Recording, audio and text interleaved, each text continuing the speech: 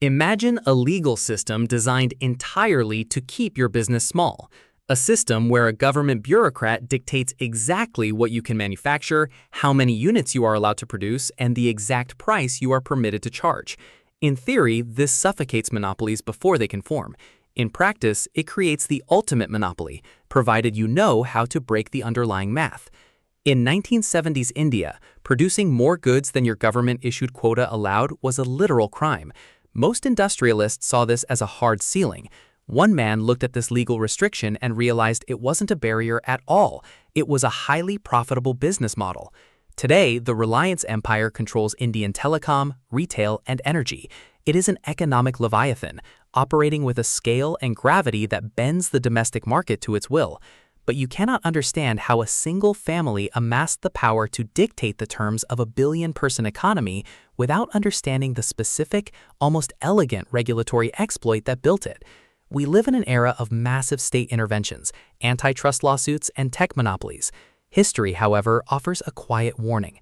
Regulation does not always kill monopolies. Sometimes it actively incubates them. To understand the exploit, you have to understand the trap. Following its independence, India adopted a deeply protectionist economic model. To conserve foreign exchange and promote self-reliance, the state constructed a labyrinth of bureaucratic controls known as the license raj. If a company wanted to import manufacturing equipment, it required a license. Expanding a factory required a license. Changing the product line required a license. The process was intentionally agonizing. By the time paperwork navigated the dozens of required ministries, the requested technology was often obsolete. The economic logic was self-reliance. The actual reality was severe artificial scarcity. Supply was kept intentionally suppressed by the state. Demand in a rapidly growing nation remained perpetually high. Consequently, whoever managed to secure a production license held a license to print money. But there was a catch. The government deliberately kept the production quota small to ensure no single entity gained too much market share. This is where Dhirubhai Ambani, a former gas station attendant turned commodities trader, rewrote the rules of macroeconomics. Ambani recognized that the real money wasn't in lobbying the government for a meager 10% increase in a synthetic yarn quota. The real money was in aggressive, unauthorized scale. When Ambani imported machinery to spin polyester yarn, he didn't just buy what his license permitted. He exploited loopholes in customs declarations, importing machines that were labeled with a certain capacity but were secretly capable of producing far more. He quietly built out factory capacity for tens of thousands of tons of yarn, despite legally only being permitted to produce a fraction of that. Then, he simply turned the machines on. He overproduced on a massive, undeniable scale. Eventually, the government noticed a factory churning out mountains of unauthorized polyester is difficult to hide. But Ambani understood a structural flaw in the system that his competitors had missed. The penalty for unauthorized overproduction wasn't the seizure of the factory or jail time, it was a financial fine. Here is the hidden math that built an empire. The profit margins generated by flooding a market starved by artificial scarcity were astronomically high.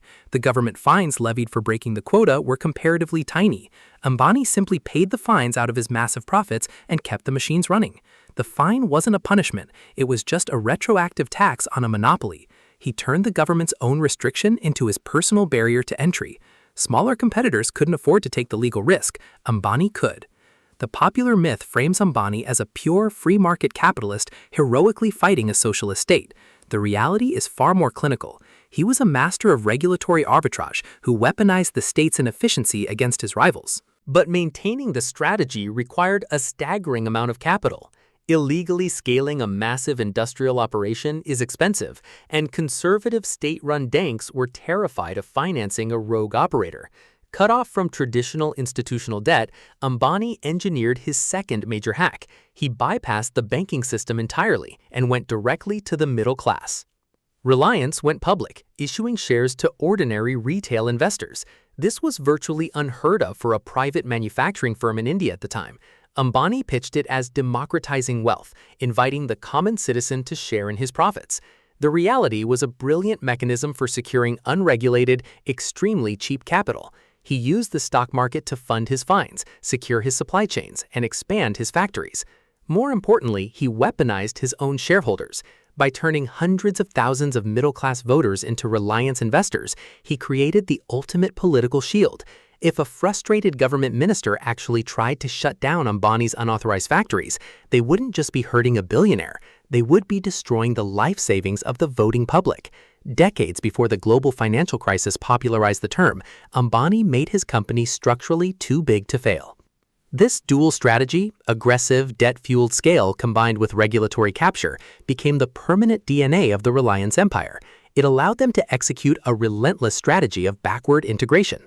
They started with trading yarn, then built factories to make the yarn, then built petrochemical plants to make the raw materials for the yarn, and eventually built the world's largest oil refineries to feed the petrochemical plants. In every iteration, the playbook remained identical: deploy massive capital, operate at an irrational scale to crush competitor margins, absorb the initial losses or fines, and then dictate the market. We saw the exact same architecture decades later when Reliance launched its telecom network Jio. They offered free data and voice calls for months, burning billions of dollars in capital, bleeding out incumbent competitors, and forcing a massive industry consolidation. The scale was legal this time, but the underlying aggression was identical. The broader implications of this model stretch far beyond one company or one country.